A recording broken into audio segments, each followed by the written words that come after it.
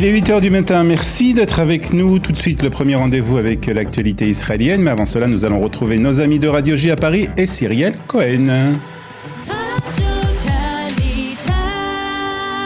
Direction nos studios à Jérusalem avec notre correspondant Olivier Granilic. Olivier, bonjour. On commence par l'actualité sécuritaire ce matin. 3 roquettes ont été tirées vers Israël depuis le Liban et la riposte israélienne ne s'est pas fait attendre. En effet, l'alerte à la roquette a retenti hier matin dans les localités du nord, près de la frontière avec le Liban. 3 roquettes ont été tirées depuis le Liban vers le territoire israélien. 2 d'entre elles sont tombées en territoire israélien près de la ville de Kiryat Shmona, tandis que la 3e n'a pas passé la frontière. L'armée israélienne a indiqué que 4 personnes en état de choc ont été prises en charge par les services de secours.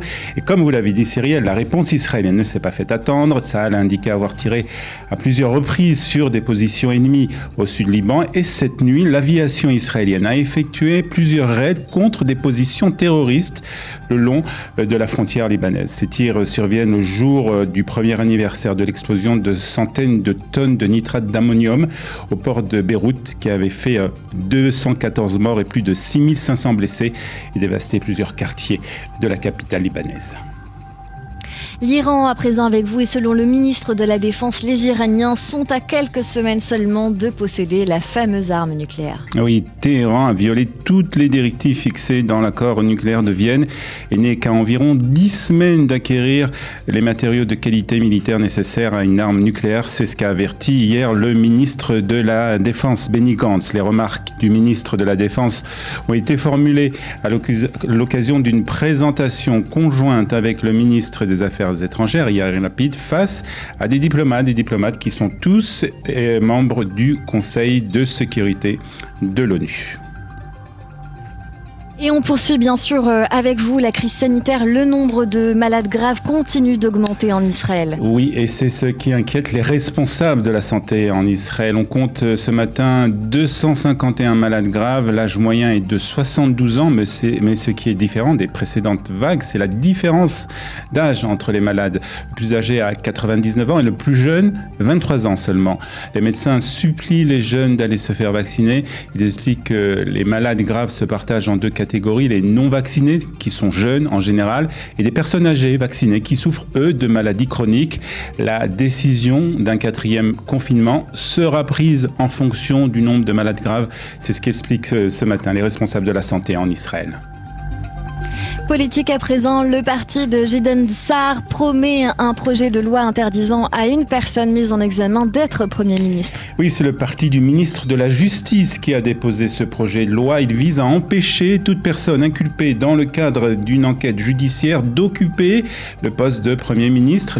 La députée Michal Shir a déclaré qu'elle avait soumis ce texte afin de rectifier la situation absurde qui permet à une personne inculpée d'occuper le poste de Premier ministre. Le projet de loi met cependant mal à l'aise les députés du parti Yamina. Les membres de la formation du Premier ministre estiment que le texte vise personnellement Binyamin Netanyahou, car il lui interdirait de revenir au pouvoir. Or, une telle décision serait très mal perçue par les électeurs de la droite israélienne. Et on termine par le temps en Israël. Une vague de chaleur a commencé depuis dimanche et devrait durer au moins jusqu'à samedi. Oui, c'est le pic aujourd'hui de cette vague de chaleur, avec des températures particulièrement élevées qui seront comprises entre 43 degrés et 32 degrés. 43 degrés, bien entendu, ce sera dans la ville d'Elat.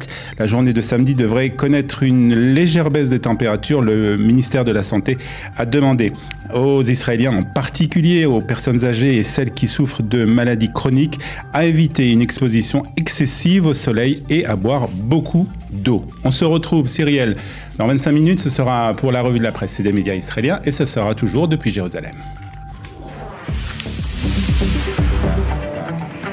Ah ouais.